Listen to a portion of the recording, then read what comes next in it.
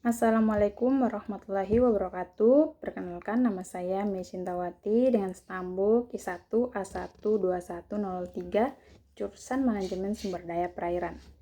Pada kesempatan ini saya akan menjelaskan mengenai target pengurangan emisi atau menyelamatkan bumi. Sebelumnya perlu kita ketahui, emisi gas rumah kaca atau GRK telah menjadi ancaman serius bagi kelestarian bumi. Pengurangan emisi merupakan langkah penting untuk mengatasi dampak perubahan iklim dan menjaga keberlangsungan hidup manusia. Tujuan pengurangan emisi yang pertama, memperlambat pemanasan global. Contohnya, emisi gas rumah kaca menyebabkan terperangkapnya panas di atmosfer, meningkatkan suhu bumi dan memicu perubahan iklim.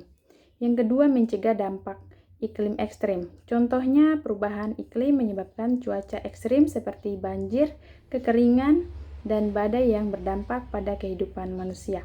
Yang ketiga, melindungi keanekaragaman hayati. Contohnya, perubahan iklim mengancam kelestarian ekosistem dan spesies makhluk hidup sehingga mengurangi emisi sangat penting.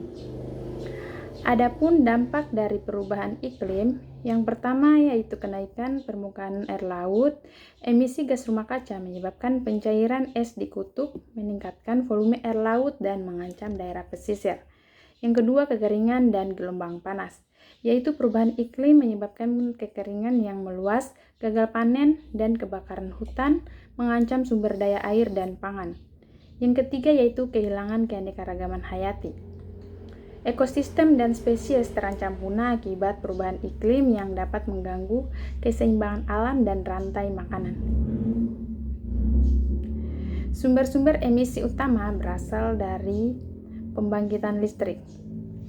Pembangkitan listrik berbasis fosil merupakan sumber emisi gas rumah kaca terbesar, terutama dari pembakaran batu bara. Yang kedua, transportasi.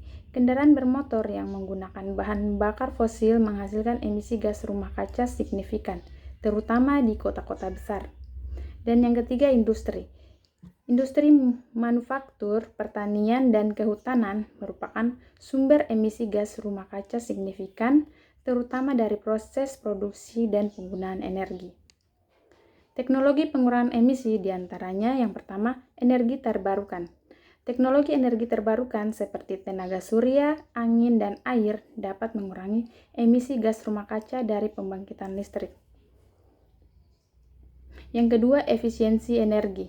Meningkatkan efisiensi energi dalam berbagai sektor dapat mengurangi konsumsi energi dan emisi gas rumah kaca. Yang ketiga, teknologi penangkapan karbon. Teknologi penangkapan karbon dapat mengurangi emisi gas rumah kaca dari sumber-sumber industri dan pembangkitan listrik. Dan yang terakhir yaitu transportasi.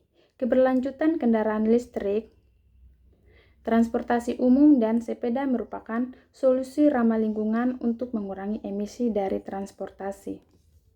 Adapun peran pemerintah, swasta, dan masyarakat untuk mengurangi emisi. Yang pertama yaitu pemerintah. Pemerintah memiliki peran penting dalam menetapkan kebijakan dan regulasi, mendukung investasi, dan mempromosikan kesadaran publik. Yang kedua yaitu swasta. Perusahaan swasta dapat berinvestasi dalam teknologi ramah lingkungan, mengurangi emisi operasional, dan mendukung inisiatif pengurangan emisi. Dan yang terakhir yaitu masyarakat. Masyarakat memiliki peran penting dalam mengubah gaya hidup, mendukung kebijakan pemerintah, dan mendorong perusahaan untuk berpartisipasi dalam pengurangan emisi.